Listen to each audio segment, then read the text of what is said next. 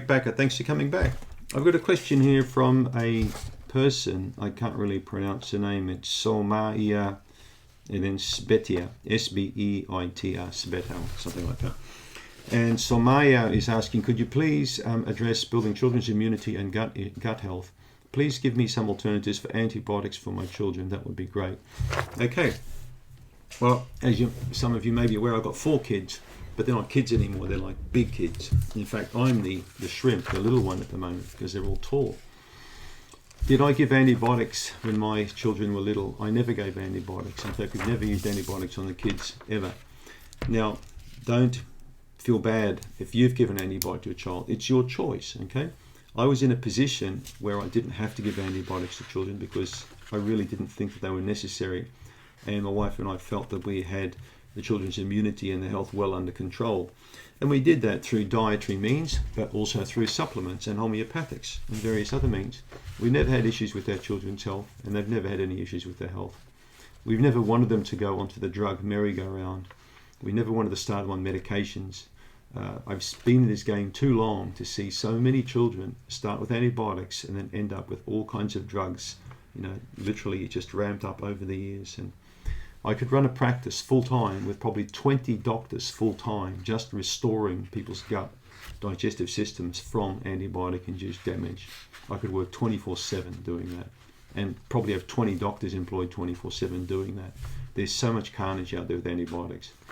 Antibiotics are necessary. I'm not, again, saying that people shouldn't take them. They are absolutely vital and they save a lot of lives. But they're dramatically still overprescribed.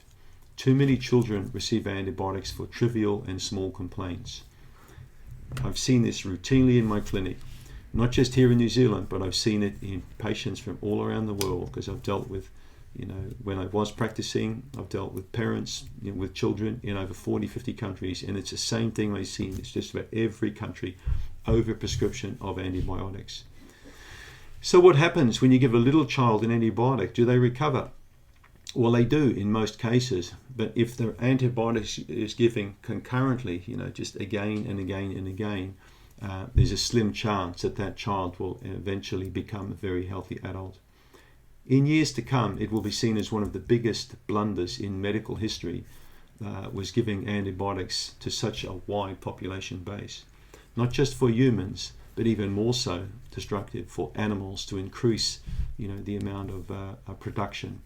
So antibiotics have been used in the animal chain now for, 50 plus years, and with humans the same. So it's carnage out there. So how do you build up a child's health so they don't need antibiotic? Well, my opinion is you need to get a couple of books and read up yourself and become a little bit more informed on what's going to help a child's immune system. Okay? One of the biggest bugbears I have with parents today is when the child comes in from play is they wipe their hand down with these antiseptic wipes all the time. Antiseptic wipes are used on kids constantly now. When I was a kid, we were outside playing with dog muck. We were out rolling around in dirt and the soil, throwing balls at each other, chucking sticks. We had no computers or fancy toys or things to play with. My parents had no money at all. We played outside in the dirt. And that's how it was with a lot of kids, and it still is today. Did our immunity suffer? I don't think so. In fact, now research is showing that when the child is challenged with lots of bacteria, it has a very powerful immune response rather than the other way around, okay? So don't think that all these wipes and creams and potions are going to keep your little child safe, because they're not. Huh? What are some basic things you can do to get a child in a strong position? Well, it all comes down to the diet, essentially. The diet has to be good, but it's not just the nutritional diet, it's also the emotional diet. Okay, it's how you are as parents with that child at home. Does a child have a loving environment? Does it have a good caregivers, loving caregivers that are really kind to their child, that love that child? This is a very important part of building a good immunity. It's not just about what kind of vegetable or meat do I eat. These are tangible things. There are a lot of intangible things that bolster up a child's immunity that people aren't aware of. So that environment needs to be right, in my opinion. The diet, of course, needs to be sound. Now, you can read all about children's diets online. It's no secret. It's easy to feed a child the right kind of food. Start them young with all kinds of things. That's my experience. My kids eat every kind of fruit and vegetable. They love avocados. A lot of children come to our house, they look at avocados. Bleh, what's that? I never eaten that. So start them young with healthy food. Start them young eating raw stuff, steamed stuff, cooked stuff, but all kinds of vegetables. So that's a key thing to do. Get your child to take a multivitamin, okay? There are many good brands out there, and this is going to help to make sure that little gaps are filled, nutritional gaps. There could be a zinc deficiency, there could be a manganese deficiency, a molybdenum deficiency. So small trace elements easily lacking from the diet can affect growth and development of that child. So a multivitamin, and there are many good ones out there on the market, okay? So one multi a day is a good idea. Second supplement, fish oil, omega-3, okay? So a child, normally a small child, only need to take probably about 250 milligrams per day. You know, we're talking maybe a 5-year-old or something like that. But if you get a bit older, a bigger child, 500 to 1,000 milligrams per day is not a problem. Now, this will bolster many aspects of the immune system, okay? Both the cell-mediated response and the humoral response. So the whole immune system will get jacked up and fine-tuned and in a better position when a fish oil is taken than when a fish oil is not taken. Also, it will help improve that child's cognition, okay? So their mental development will be improved with the fish oil as well. So that's a couple of key things I'd like you to consider. But one of the most important ones I should talk to you about is the probiotic.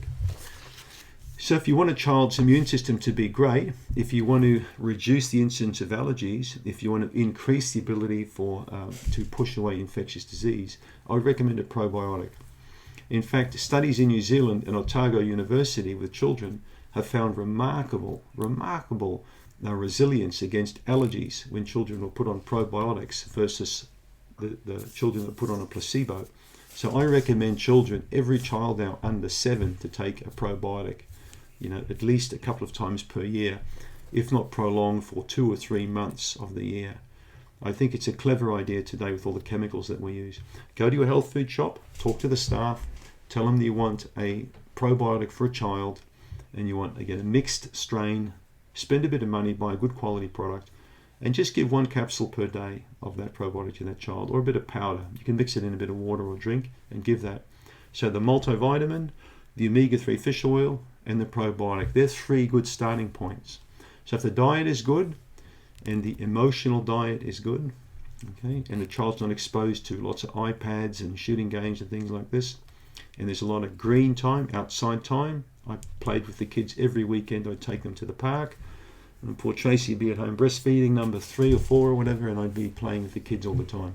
So play is important, but that environment, that home environment, is the most powerful thing.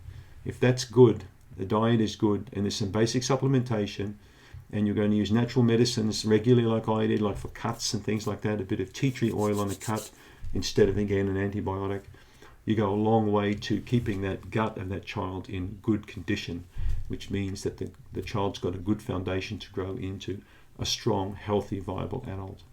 And there you have it. Thanks for the question.